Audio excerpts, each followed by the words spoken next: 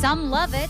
I'm really quite a sports fan. Some are skeptical. I guess as long as it didn't interfere with the current business. But sports betting is back in action in Oregon. It's humming along, Despite some glitches, we do know that that's slowing the process down, so bear with us. it is up and running. Hopefully we can open up to the younger crowd. But now there are some brand new concerns. As much as I wanted to stop, I couldn't stop. And in the 2 weeks since the state of Oregon launched its new sports betting app, Oregonians have wagered more than $4.5 million. And it's the first time in more than 10 years people in Oregon have been able to legally bet on sports. As Fox 12's Simon Gutierrez now explains, some say that's not necessarily a good thing. There's no denying the Oregon Lottery raises a lot of money for the state, including billions for public schools over the years. But for some, that public benefit comes at a steep price.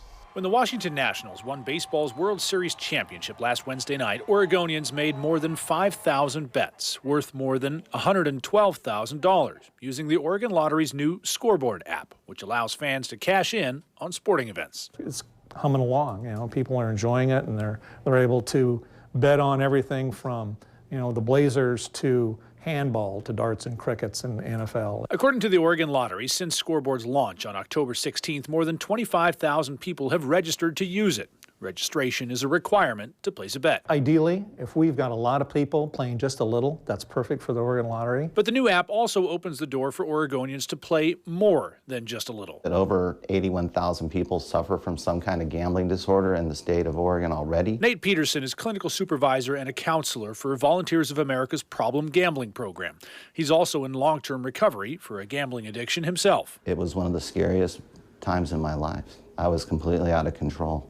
And as much as I wanted to stop, I couldn't stop. Peterson thinks the state should have taken more time rolling out its sports betting program. I think the state came hard and fast.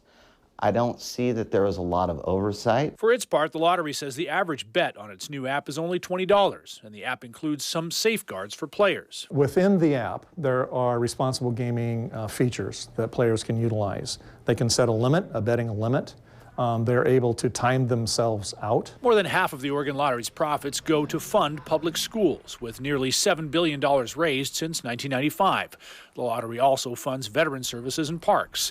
In addition, 1% of the profits generated by the lottery's games go to fund treatment for problem gambling, with nearly $100 million raised for those services so far. Having a healthy player is the most important thing for the lottery. We do not want people to overextend. Peterson says he recognizes the lottery's efforts, but also predicts a new wave of problem gamblers, potentially younger players chasing the big score with the comfort and ease of their smartphone. I work with people that are losing their homes. I work with people that gambled all their rent away. It's just as devastating as an alcohol or drug addiction. The Oregon Lottery projects sports betting to generate $26.6 million in gross gaming revenue in its first year.